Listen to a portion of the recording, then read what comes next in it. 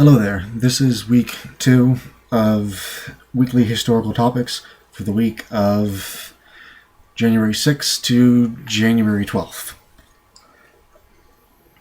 Now, this week is the Watergate Scandal and President Nixon's resignation from office. Now, the Watergate Scandal, how did it start? It started mainly in June of 1972. On June 17th, 1972, there were 5 burglars who were caught trying to get into the Democratic National Committee complex located in Washington, D.C. After a while, one of these 5 burglars admitted that they were working for President Nixon and that their main goal was to tap the phones in the Democratic National Committee so Nixon can hear all of their plans and plan ahead once he knows their information. The Watergate trials began in early 1973, and that's when one of them actually confessed.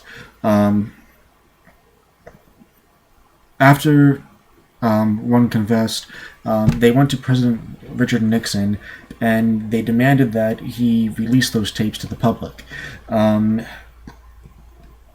Well, not the public, but the Justice Department. I'm sorry, I got that mixed up. They demanded that Richard Nixon, turn over the Watergate tapes to the Justice Department.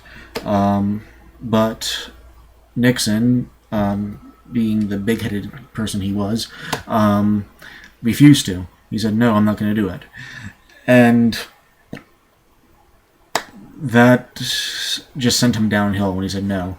The head of the Justice Department, Archibald Cox, his name was, he secured a special court order on October 20th, 1973 to secure those tapes.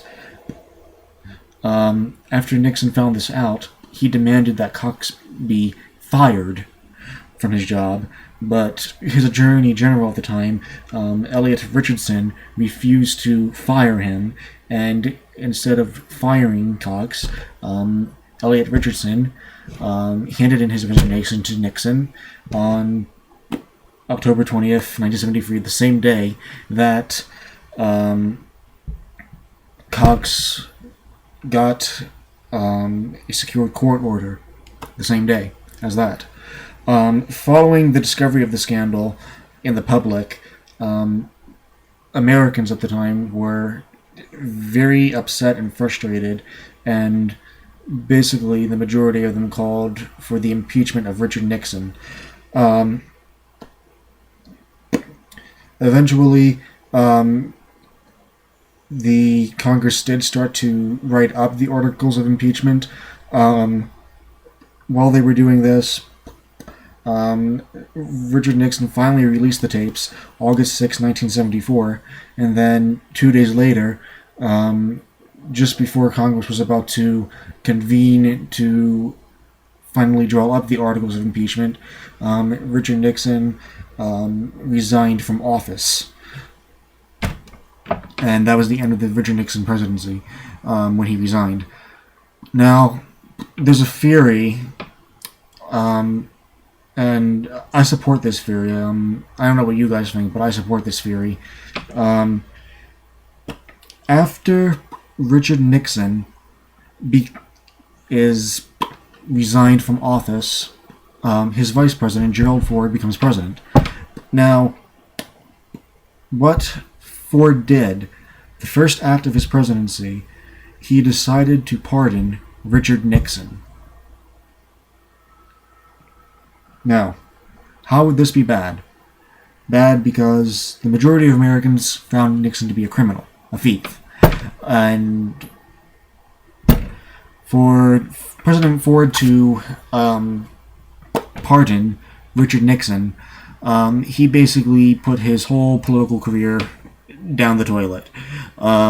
In 1976, Gerald Ford wants to run for president.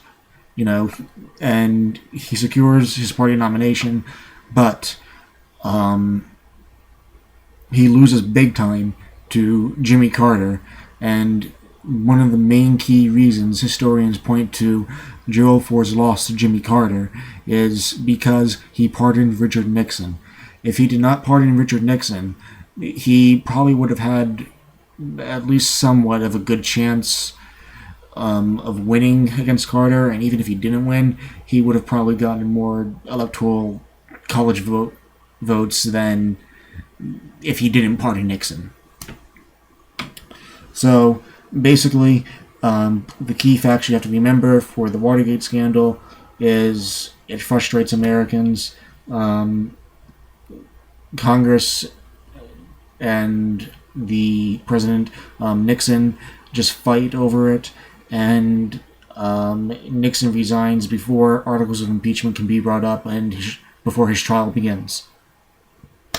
And also another last reason you'll have to remember is because of Ford pardoning Nixon, his political career went by.